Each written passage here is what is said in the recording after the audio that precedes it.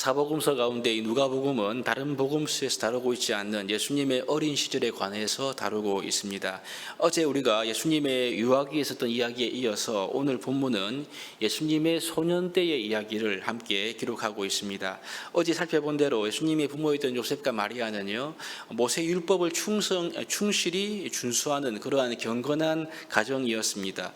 이것은 오늘 본문에서도 똑같이 드러나는데 41절을 보시면 이렇게 말씀합니다. 그의 부모가 해마다 유월절이 되면 예루살렘으로 가더니, 이렇게 말씀하고 있죠.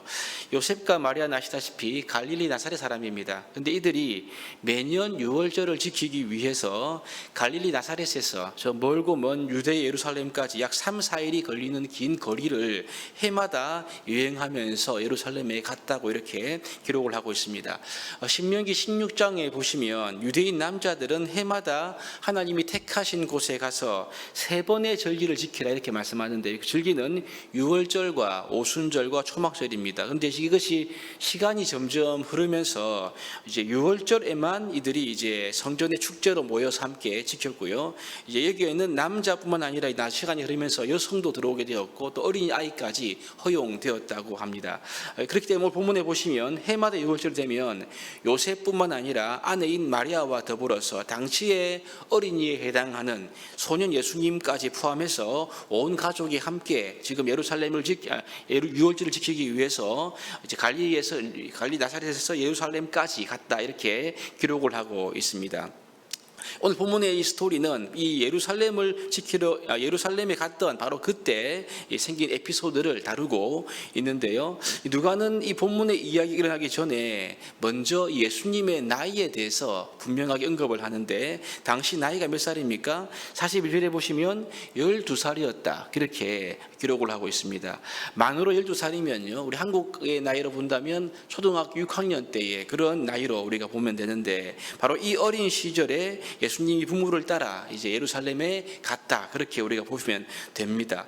유월절은 보통 이제 무교절과 함께 약 7일 동안 지키는 무교절과 함께 지켰기 때문에 예루살렘에 오는 순례자들은 7, 8일 정도 예루살렘에 머물렀는데요. 이제 이 모든 시기를 이제 다 마치고 절기를 마치고 요셉과 마리아가 돌아갈 때 예수님은, 즉 소년 예수는 예루살렘에 그대로 머물러 있었던 것입니다. 이것이 이제 아무도 몰랐던 거죠. 그 당시에는 이 친척과 친구로 이루어진 이른바 확대 가족이라는 개념으로 움직였는데요. 옛날에 우리 보시면 마을에 앞집, 뒷집, 옆집에 보면 가깝고 먼 친척들이 함께 살았지 않습니까? 이게 다 이제 한 가족처럼 그렇게 살았는데 이것과 비슷한 것입니다. 아마 또 이렇게 큰 확대 가족의 무리와 함께 이동했기 때문에 마리아와 요셉은요, 이 예수가 지금 동행 중에 있는 줄을 여기고 그냥 하루길이나 가게 된 겁니다.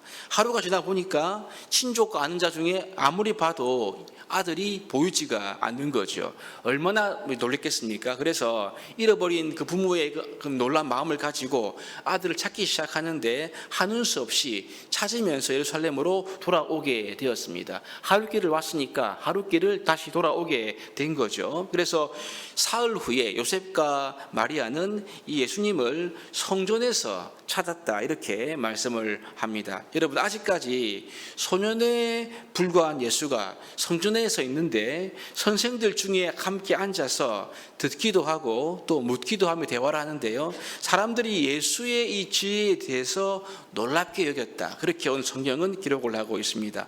당시 12살의 나이는요 정식으로 유대교 공동체에 들어갈 수 없는 나이였습니다. 유대인들은 13살이 되면 비로소 공동체에 들어갈 수가 있었다고 말하고 있는데요, 그럼에도 불구하고 예수님은요 아직 어린 이미 소년이지만 그의 지혜가 다른 랍비들을 압도할 만큼의 그런 놀라운 지혜였다는 것을 오늘 본문은 우리에게 알려주고 있는 겁니다. 왜냐하면 예수님의 지혜는 하나님으로부터 나온 지혜이기 때문에 그렇습니다. 누가는 이러한 기록을 통해서 아직 소년인 예수님이지만 그분은 하나님의 아들이시고 메시아이다라는 사실을 지금 이러한 스토리를 통해서 우리에게 부각시키며 알려주고 있는 것입니다. 이러한 사실은 어머니 마리아와의 대화에서도 더욱더 드러나는데요. 이제 예수님을 찾은 마리아가 이렇게 말하지 않습니까? 48절을 보시면 아이야 어찌하여 우리에게 이렇게 하였느냐 보라 내 아버지와 내가 근심하여 너를 찾았다라고 이렇게 말씀하죠. 아마도 마리아는 예수님을 유아 때부터 쭉 키웠지 않습니까? 그죠? 그러니까 은연중에 어쩌면 당연하게 남편 요셉이 예수님의 아버지로 여긴 것 같습니다. 물론 여러분 요셉이 예수님의 부모 역할을 한 건 맞지요. 그러나 여러분 정말 이 요셉이 예수님의 아버지입니까? 예, 그렇지 않습니다. 예수님의 아버지는 요셉이 아닙니다. 예수님은 성령으로 잉태되신 분이지 않습니까? 그렇죠. 그래서 하나님의 독생하신 아들이고, 그러므로 예수님의 아버지는 한 분뿐입니다. 바로 하나님 아버지인 거죠. 그러니 예수가 말합니다. 49절에 보면 어찌하여 나를 찾으셨나이까? 내가 내 아버지 집에서 해야 될 줄을 알지 못했습니까? 라고 어머니에게 도리어 반문하고 있음을 보게 됩니다.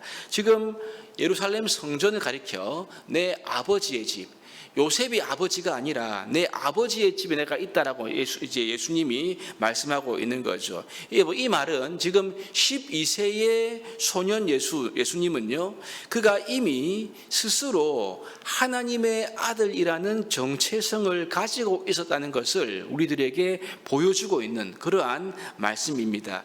이 사건 이후 예수님은요, 다시 부모와 함께 고향으로 돌아오게 되었고요, 부모를 순종하여 받으셨다. 그렇게 기록을 하고 있고, 이 와중에 이 모든 말을 마리아가 마음에 두었다, 새겼다. 그렇게 오늘 본문의 이야기가 마치고 있습니다. 분명 율법이 말하기를 내 부모를 공경하라고 하지 않습니까? 그렇죠. 그래서 예수님은 철저히 율법을 다 이루어주셨을 뿐 아니라 이 말은요, 어머니가 했던 그 말이 그냥 불순하게 한 말이 아니라 예수님이 잘못된 것이 아님을 강조하기 위해서 아마도 이렇게 말씀하신 것이 아닌가 볼 수가 있습니다. 여러분 그렇습니다. 어제와 동일하게 예수님은요, 참 하나님이시고 참 사람이십니다. 예수님은 사람으로서 유아기로부터 시작해서 소년 시기에도 그분은 여전히 하나님이시면서 사람이셨습니다. 우리 인간의 모든 성장 과정을 그분께서 사람으로서 다 겪으신 것을 오늘 본문은 우리에게 기록을 하고 있는 것입니다. 그 소년기 예수님은요, 자신이 누구인지를 분명히 아시면서 자신의 정체성을 알고 있으면서 그는 점점점 성장하면서 부모에게 순종하며 하나님께 아름다운 자로서 성장했다. 그렇게 오늘 본문에 말합니다. 그래서 마지막 52절에 보니까 이렇게 말하죠. 예수는 지혜와 키가 자라가며 하나님과 사람에게 더욱더 사랑스러워 가시더라. 이 말로 오늘 본문이 마치고 있습니다. 누가는 지금 예수님의 유아기와 소년기를 소개하면서 예수님은 완벽한 하나님의 아들이시다. 그와 더불어 예수님은 완벽한 사람이시다. 모든 사람으로서의 이 성장 과정을 다 겪으신 온전한 사람이심 우리에게 강조해서 말씀하고 있는 겁니다. 오늘 우리가 이 말씀을 살펴보면서요, 이 마지막 구절을 우리가 마음에 새기면서 기도의 제목을 삼고자 합니다. 우리의 완전한 구원자가 되신 우리의 예수님은요, 어떤 모습으로 오셨습니까? 아기의 모습으로 오셔서 완벽한 사람이 되셨습니다. 그럼 여러분, 그분은 사람으로서 아름답고 사랑스럽게 자라시지 않습니까? 마찬가지로 여러분, 성육신 하신 예수님을 믿는 우리들은요, 반대로 거듭났습니다. 우리는 이제 반대로 거듭나서 하늘의 생명을 우리가 마음에 담게 되었고 얻게 되었지요. 그러므로 우리는요, 반대로 영혼의 생명이 우리가 생기게 되었는데, 이제 이 영혼의 키가 자라가야 되지 않겠습니까? 육신의 키가 자랐던 예수님처럼 우리 역시 믿음과 지혜가 점점 자라야 될 줄로 믿습니다. 이 말은요, 우리의 신앙이, 우리의 속사람이 성장해야 한다는 것을 의미합니다. 여러분, 신앙이 성장하면 반드시 결과가 따르는데요. 그것이 내가 일을 잘하거나 어떤 성과를 내는 이런 것들이 아니고요.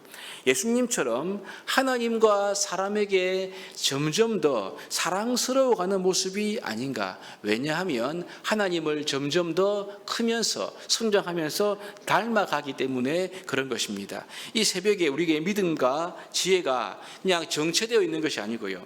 그리스도 안에서 날마다 성장하기 위해 하나님의 은혜를 사모할 수 있기를 바랍니다. 하나님을 향한 우리의 믿음과 지혜가 점점 더 자라감으로 말미암아 하나님과 사람에게 사랑받아 성장하셨던 예수님처럼 우리의 속 사람이 하나님과 사람에게 점점 더 사랑받아 성장함으로 말미암아 하나님의 영광을 드러내는 저와 여러분들의 삶이 될 수 있기를 주님의 이름으로 축복합니다.